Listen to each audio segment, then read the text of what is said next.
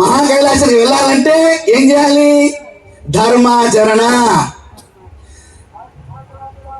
మన ఇంట్లో చిన్న గులాబీ మొక్క పెట్టాం, ఏ పుష్పాలు వస్తాయి?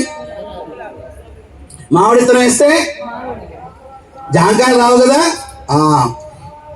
ఈ శరీరము ద్వారా, ఈ వాక్యము ద్వారా, ఈ మనస్సు ద్వారా ఏ కర్మ చేస్తామో ఆ కర్మ విశ్వాంతరాలకు వెళ్ళి తిరిగి నిన్నే చేరుతుంది. నువ్వు తప్పించుకుంటే నేను పిల్లలు తప్పించుకోవడం కుదరదు. నువ్వు చంద్రమంలో దాక్కున్నా కూడా, దాచినా కూడా ఆ కర్మ వారికి వస్తుంది. కావున నా పిల్లలు బాగుండాలి అంటే నువ్వేం చేయాలి?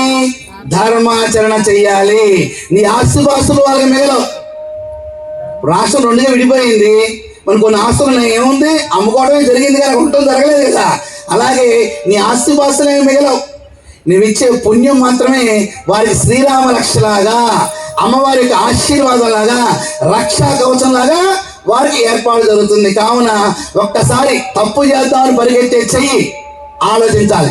మనం ఏం చేస్తామని చెప్పంటారా?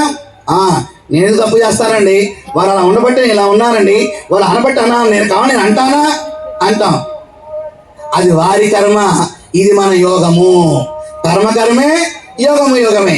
ఎవరి పాత్ర వారు పోషించండి. నేను మాత్రం సత్ప్రవర్తన ద్వారా ముందుకు సాగుతాను. మనం నడుస్తూ ఉంటే మొగ్గలుగా ఉన్నవి పుష్పాలుగా వికసించాలి. గంగమ్మ మన కోసం ఎదురు చూడాలి. నా కూతురు నా కొడుకు స్నానం చేసి నన్ను పవిత్రాలు చేయని గంగమ్మ మన కోసం ఎదురు చూడాలండి. అది కూడా సనాతన ధర్మం మనకి ఇచ్చిన గొప్ప జ్ఞాన భిక్ష. అటువంటి ధర్మాన్ని ఆచరిస్తూ ముందుకు సాగాలి. అయ్యో చాలా అవరోధాలు వస్తాయండి. ఇప్పుడు పరాయి ధర్మం గొడవల కన్నా మాతో పాటు ఇంటి దొంగలతో ప్రమాదం ఉంది. మాకు పరాయి వాళ్ళ కన్నా పక్కన ఇంటి దొంగలతో ప్రమాదం ఎక్కువ ఉంది.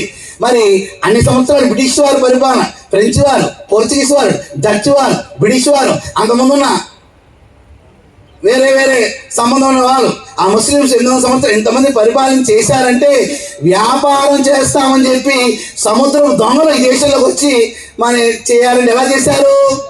మనలో ఉన్న లోపాలని తెలుసుకున్నారు.